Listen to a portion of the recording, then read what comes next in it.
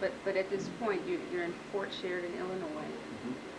and I understand you volunteered to go to Vietnam next. Is that correct?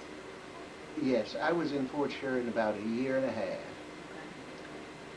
I arrived in Fort Sheridan as a second lieutenant, and on the exact date I was due for promotion to first lieutenant, I was promoted. On the exact date that I was due to be promoted to captain, I was promoted. And then I decided maybe I can overcome the difficulty in career if I volunteer for duty in Vietnam, the combat zone, which I did. So your goal was to rebuild your career and try to get Try, back yes, onto. yes. Okay. I arrived in Vietnam. I said Korea, excuse me. Uh, in Vietnam, I was assigned a similar position as I was initially assigned in Korea as a transportation officer. I was director of all movement, cargo, personnel, supplies, food, medicine, guns, ammo, all of that was under my jurisdiction. Of course, I had a staff and I had a boss.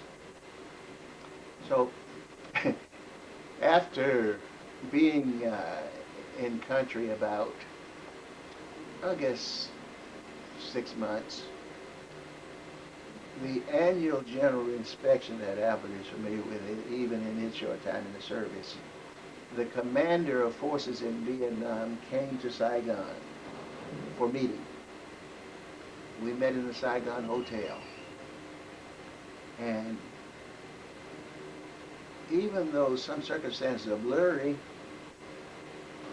it seemed like I was the only black officer there. And the reason that stands out is because when the general addressed the body, the officers, he said, "We are trying to beef up the Army effort down in the Delta and on the front lines where the troops are fighting, and we want to make sure that they get uh, the supplies and equipment and support that they need. And I want to know what problems you're having in meeting that goal." And to my amazement, uh, you could hear a pin fall, except for me saying, "Certainly we got problems, sir. We've got a bottleneck in the Delta. We ship everything that is needed there, but we can't get retrograde empty barges out to come back to reload to go there." And at that point, the meeting stopped. The general asked for my boss. He asked for the other people with responsibility for the cargo in the Delta. They exit the room. Being gone for 5 or 7 minutes or so, the room is in silence with every eye on me.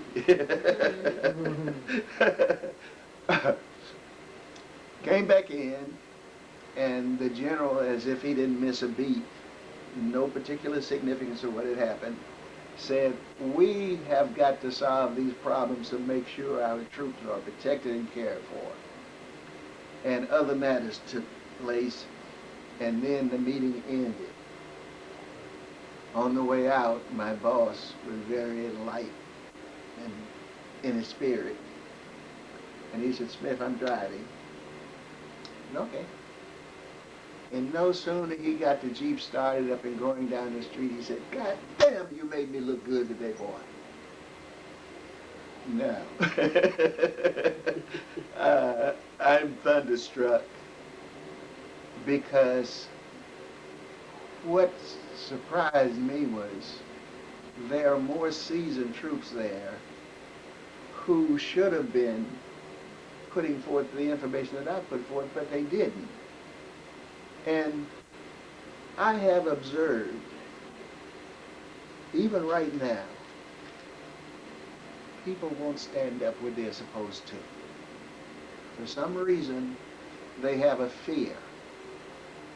And for another a surprising reason, where I should have had a fear, I didn't.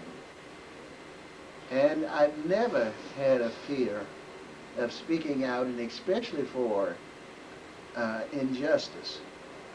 And the thing that inspired me most is that Caucasian sergeant major in Korea that pulled me aside and say, Lieutenant Smith, this is what they're planning to do for you, and this is what I will do for you.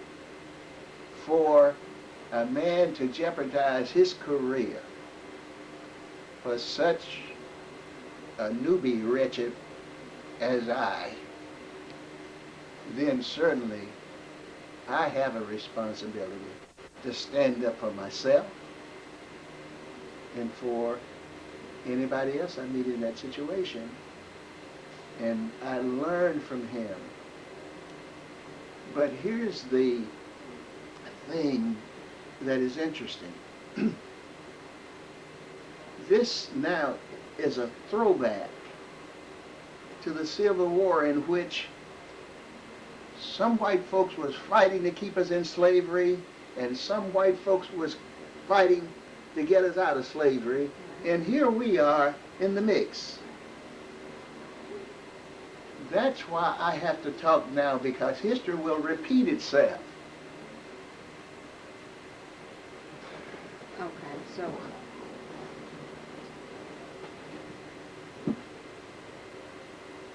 I'm sorry, can you pause for a second? Okay, so you're a hero in Vietnam. Things are going your way, people are looking up to you. Tell me what your mindset is like. What's going on in your head at this point in time?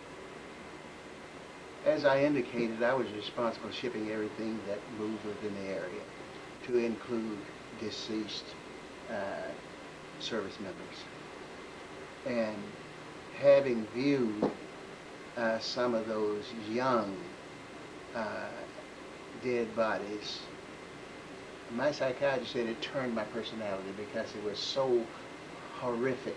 Okay. And I made a vow to myself and God, if I'm lucky enough to get back, I will try to make a difference in some way. And that's where Vietnam leaves me with a vow and a promise to do something. Okay, so you fulfilled your mission there, your assignment. Mm-hmm. Where are you sent to next? My next assignment, Fort McClellan, Alabama. Okay. I was the transportation officer there, responsible for shipping cargo and all that type of stuff, same as previous assignments. But I found myself culturally starved and depressed from the war in Vietnam, and I started to socialize, interact in the community. One of the things I did was to meet with community leaders and the mayor of Anniston, because I felt strongly that young folks have nothing to do, and the thing they want to do most is what they did on American Bandstand. They love to dance. Mm-hmm. So I started, with the support of the community, a dance program style like American Bandstand called the Rock and Soul Hour. The disc jockeys from Birmingham advertised it. Shelley the Playboy came down with his band, and we, cracked the scene. And Shelley said, Ward, you're hot now. Whenever you hit it, that's the time you start making commercials and putting your name out there and going big. I said, okay. So a postmaster in Talladega, Alabama, Talladega 500 Club, there is also a famous black college there. I can't call the name right now. He said, Ward, the Eagles Club has been standing vacant, but that is the private club for the establishment back in the day. If we put some entertainment in there, we would serve the college kids in the community, and we would make some money. So we entered into that enterprise. We contacted Sam Spivey and the Pushers out of Atlanta, Georgia, and Mary Wells was on the ticket. And that night before Easter, everywhere. They came like ants, and the place was rocking. Uh, and before we got to a couple of songs, the police were swarming around like a beehive had been disturbed. They asked for me and they asked for the guy on the door, Mr. Cohill. And they put me in cuffs and him and took us to jail. The curious thing about it is when we got to jail, there's no reading of the rights. There is no fingerprinting. There's no mug shot. There's no taking of my personal belongings. I was taken to a jail cell alone by myself.